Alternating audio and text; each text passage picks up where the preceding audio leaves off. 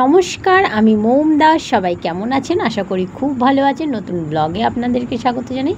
So বন্ধুরা, এখন আমি আর মা বেরিয়ে গেছি। আমরা যাচ্ছি এখন ঠাকুর দেখার জন্য। শুভ অষ্টমী সবাইকে। তো আমরা এখন চলে এসেছি দুর্গা মন্দিরের কাছে। সো এখান থেকে দেখুন, আমরা কিন্তু মা আর মেয়ে একসঙ্গে নয়, সঙ্গে কিন্তু আরও যাচ্ছে সবাই। মা চলে আসছে, এই দেখুন আমাদের জন্য ওয়েট করছে। এই যে পুচকিটাকে দেখতে পেয়েছেন, এখানে রয়েছে পিঙ্কির বর মানে বান্টিদা, পিঙ্কির মেয়ে জোজো, পিঙ্কি আছে, পিঙ্কির দাদা ছেলে আছে রুদ্র। সো এই হলো আমাদের দুর্গা মন্দিরটা। সাজে সাজে রবে সেজে উঠেছে আমাদের দুর্গা মন্দির খুব সুন্দরভাবে। সো বন্ধুরা, আমরা একে একে কিন্তু গুটি গুটি পায়ে এগিয়ে যাব আমাদের গন্তব্যস্থলে। সো আমি যখন মানে কি কলে ছিলাম, তার জন্য আমি সেইভাবে কিন্তু ভিডিওটা করতে পারিনি। আমরা এখন চাপাটালি মোড় থেকে হাঁটতে হাঁটতে শ্বেতপুকুরের দিকে যাচ্ছি। আমরা এসেছি শিবানন্দ ধাম, আমাদের রামকৃষ্ণ মিশনে। এখানে পুজো হয়। তো আমরা এখানে ঢুকে গেলাম। আমি মাকে একটু বসালাম, বসে আমি আর পিঙ্কি কী করলাম, আস্তে আস্তে এগিয়ে গেলাম, একটু ঠাকুর দেখলাম। আমি দেখলাম যে খিচুড়ি ভোগ দেওয়া হচ্ছে। সেই কারণে কিন্তু আমি আর মানে এই যে এখানে যেহেতু খিচুড়ি ভোগ দিচ্ছে, খিচুড়ির সাথে হচ্ছে আলুর দম, সাথে চাটনি। সেই কারণে আমরা আর কিন্তু এখানে লাইনে দাঁড়িয়ে পড়েছিলাম।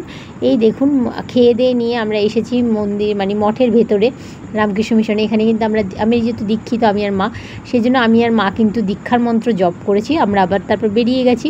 আমরা চলে এসেছি এখন হাঁটতে হাঁটতে শ্বেতপুকুরের আরও একটা ঠাকুর দেখার জন্য।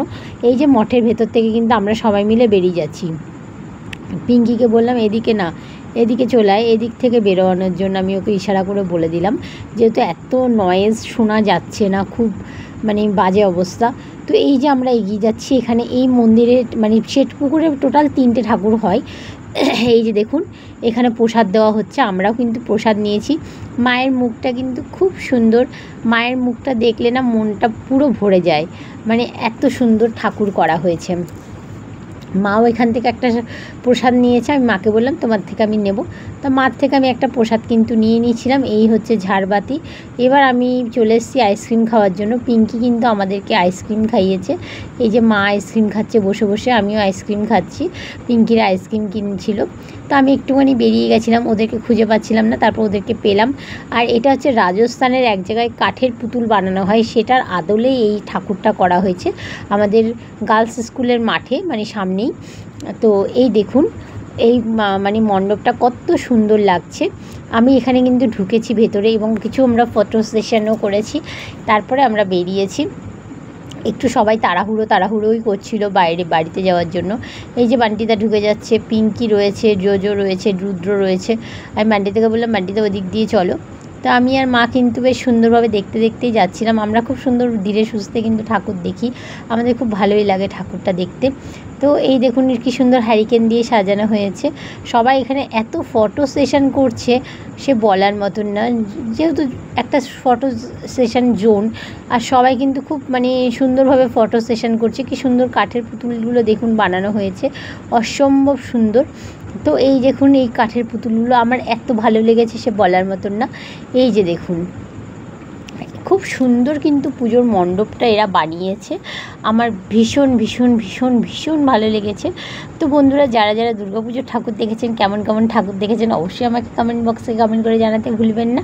আমি যেটুকু ঠাকুর দেখেছি আপনাদের সঙ্গে শেয়ার করলাম আমিও, কারণ আমি কিন্তু বেশি ঠাকুর দেখি না, এবং আমি নর্থ মানে বারাসাত ছেড়ে আমি কোথাও বেরোই না, যেহেতু আমার বাড়ি বারাসাতে।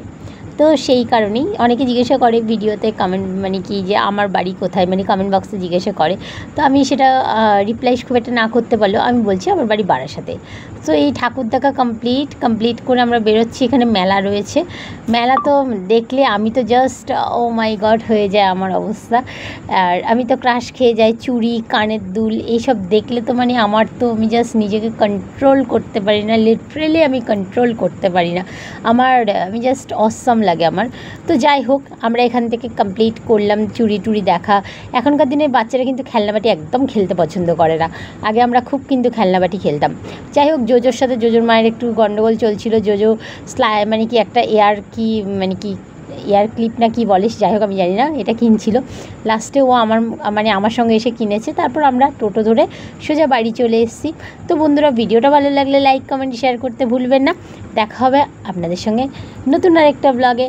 আশা করছি ততক্ষণে আপনারা সুস্থ থাকুন, ভালো থাকুন। এই দেখুন ও বসে পড়েছে, এইগুলো নিয়ে আমরা এসে কিন্তু পুজোর মণ্ডপে বসেছি। ওকে কিন্তু আমি সাহায্য করছিলাম, পিঙ্কি সাহায্য করছিল, এইভাবে ও নিজে হেল্প করছিল, নিজে সাহায্য মানে বানাচ্ছিল এইগুলো। এই দেখুন কি অবস্থা, কোলের মধ্যে নিয়ে কি অবস্থা করছে এগুলোকে।